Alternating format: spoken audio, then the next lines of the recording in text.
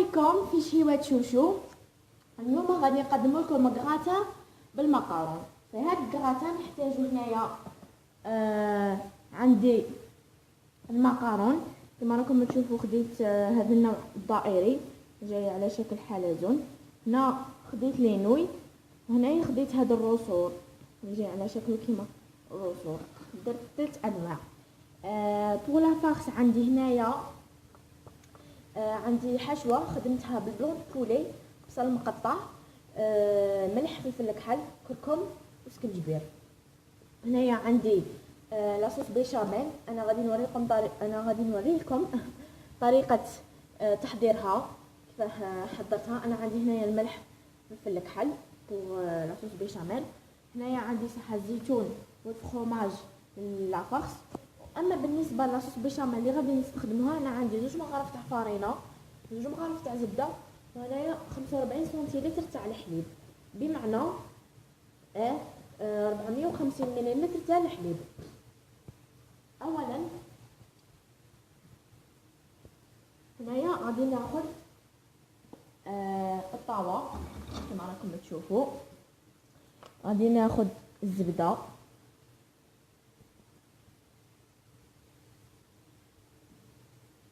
وغادي ندوبها. ندوب اولا الزبده. لازم نقص شويه الغاز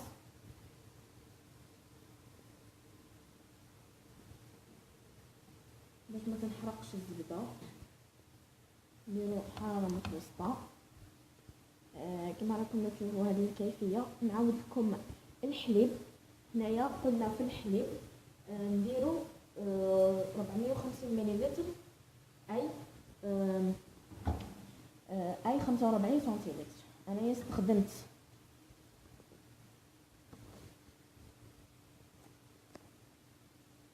هذاك الكاس اللي يوزن، هذا اللي راكم تشوفوا فيه.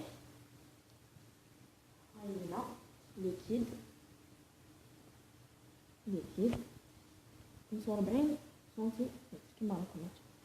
هنا هاد الزبده راهي دابت، غادي نحطها كما راكم تشاهدوا. غادي نزيد لها دوكا الفارينه. انا كان اللي يقدر يدير لها شويه تاع مايزينا، اللي حاب يدير. انا هنا عندي واحد العفسه نبغي نديرها في لاصوص بيشاميل تاعي. انا هاد لاصوص بيشاميل دائما نبغي، حاب يقول نبغي زعما نطيبها ديك الفارينه مع الزبده باش زعما باش تعطيني بنه. راكم فاهمين كيفاه؟ طريقه التحضير تاع لاصوص بيشاميل سهله بزاف وبسيطه، بصح لازم لكم برك تركزوا في لي ميزور تاعها. انا غادي نعاود لكم لي ميزور. تحتاجوا 2 مغارف فارينه و2 مغارف تاع زبده، و450 ملل تاع الحليب، ولا 45 سنتيلتر تاع الحليب. كما راكم تشوفوا لازم نبغي نطيب مليح هذيك الزبده مع الفارينه حتى كيولي لونها ابيض باش تجيكم بنينه. انا هنا غادي نحطها فوق البوطاجي، وغادي نبدا نضيف لها الحليب هنايا نضيف لها بشويه فاهمين كيفاه؟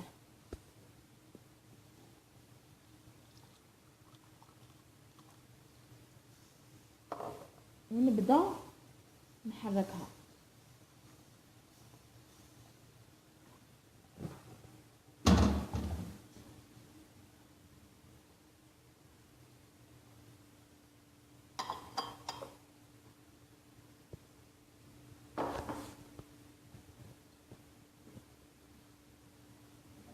انا هنا غادي نبدا نخلطها. هنايا غادي نضيف لها شويه تاع الملح وفلفل كحل كما قلت لكم.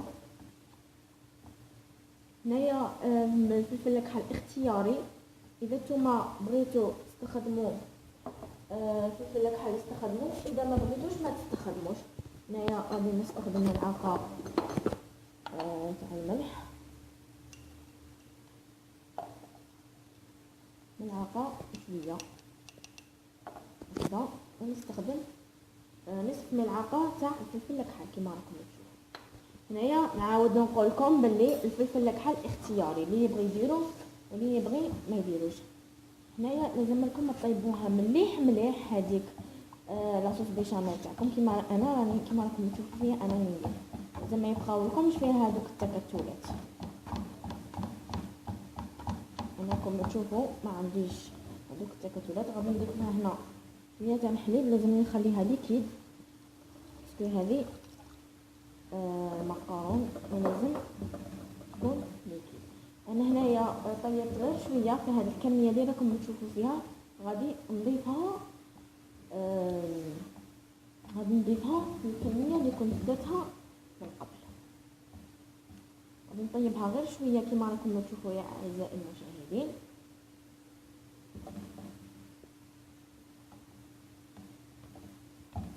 طيبوها غير شويه، لازم تكون ليكيد.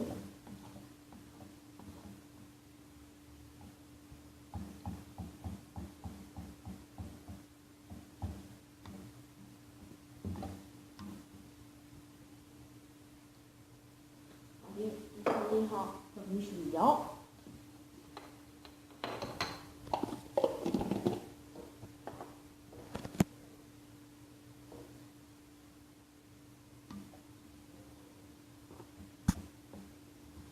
هنا غادي لازم لكم تتبعوا مليح كيف لازم تجي لا تيكستور تاعها.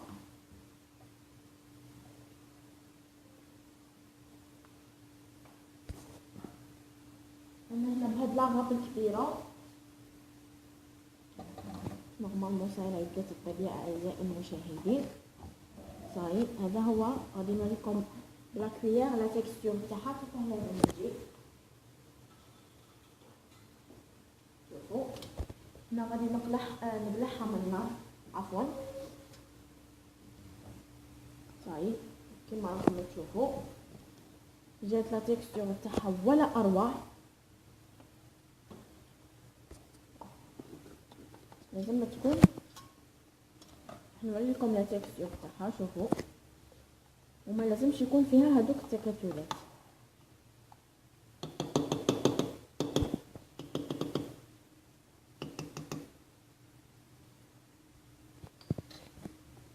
هنا غادي نعطي لها بهاد لاغاب الكبيره شويه تاع الفرماج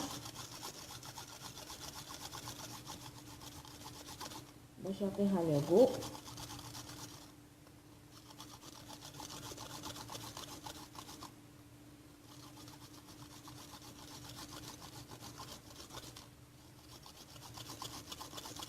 انا هنا يا اعزائي المشاهدين غادي نخلي شويه لا كريم بيشاميل تاعي تبرد ونعاود نرجع لكم بعد ما تبرد. هنا نخلوها تبرد حوالي 1 مينوت 2 مينوت، تبرد غير شويه ماشي بزاف، ونعاود نرجع لكم يا احلى واغلى ناس. انا رجعت لكم من بعد الفاصل يا اعزائي المشاهدين، بعد ما بردت لا كريم بيشاميل اللي درتها. هنايا خديت ريسيبيون كبير شويه على الريسيبيون تاع المقارون باش نبدا نتحرك فيه. هنا غادي نحط هذيك المقارون،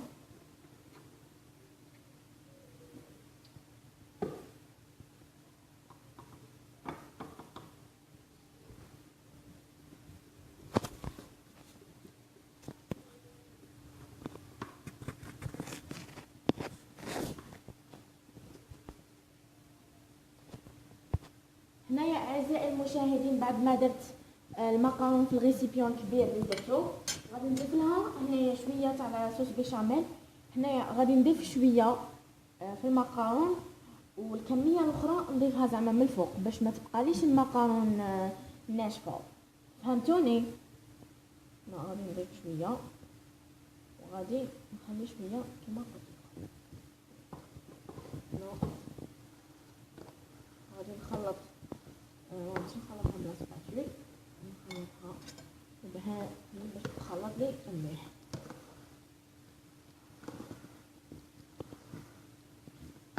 نضيف شويه برك كمية البيشاميل اللي دارتها هي كبيره.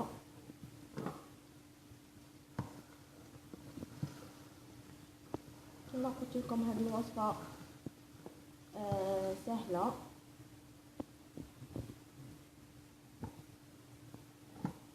هنا غادي نضيف لها شويه تاع الملح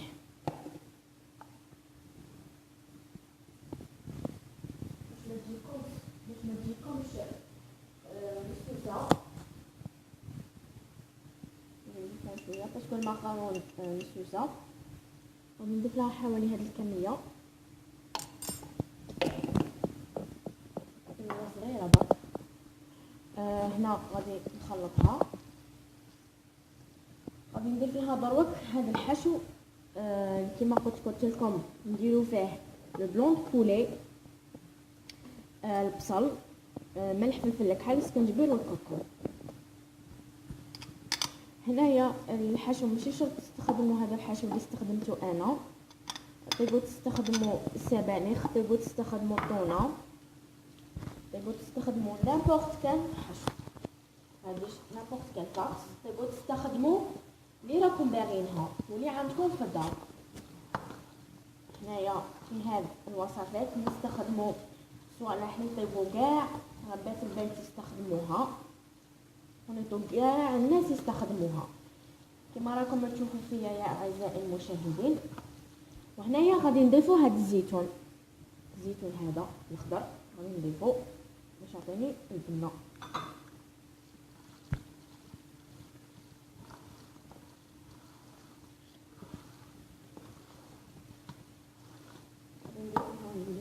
شويه برك على البيشاميل باسكو تنشف.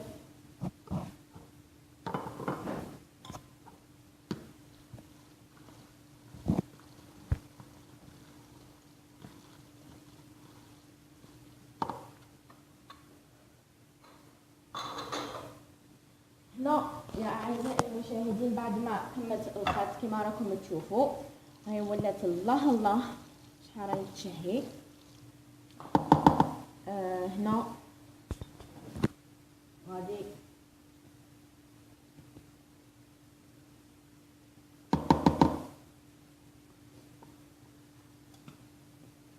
غادي نحط هاد المقارون في لو مول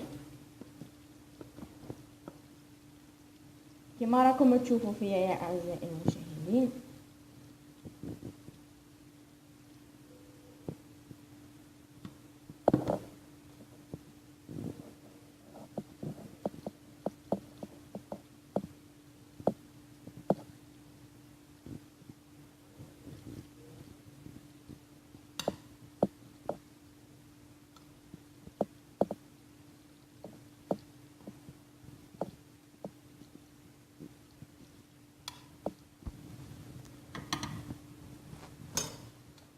انا راح نحب هاد المقارون بلا سباتول كما راكم تشوفوا فيا يا اعزائي المشاهدين.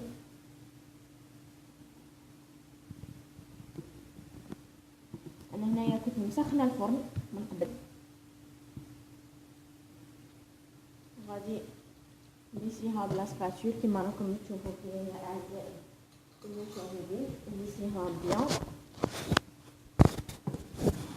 هكا الله عليها. انا كما قلت لكم من قبل لازم لكم ديروا الزيت مع لا شابلور باش كما تقلعوها وتقطعوها. هنا غادي نحط هذيك لاصوص بيشاميل اللي قلت لكم عليها من قبل كما راكم تشوفوا فيها اللي حضرناها مع بعض.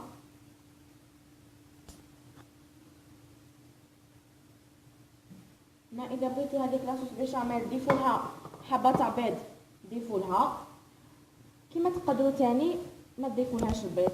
هنايا راح نحط هاد لاصوص بيشاميل عفوا هاد المقارون في الفرن لمده 30 دقيقه او 20 دقيقه في الفرن طبعا، وغادي نرجع لكم بعد ما طيب ان شاء الله. وضربت يا اعزائي المشاهدين بعد ما طاب لو غراتا تاع المقارون تاعنا راني قطعت شويه منه كما راكم تشوفوا فيه دروك. ان شاء الله يا ربي هذه الوصفه تكون عجبتكم. ما تنساوش ديروا لي اشتراك وديروا لي جيم على هذا الفيديو، والى اللقاء، وشكرا لكم على دعمكم ليا، والى اللقاء في فيديو اخر ان شاء الله.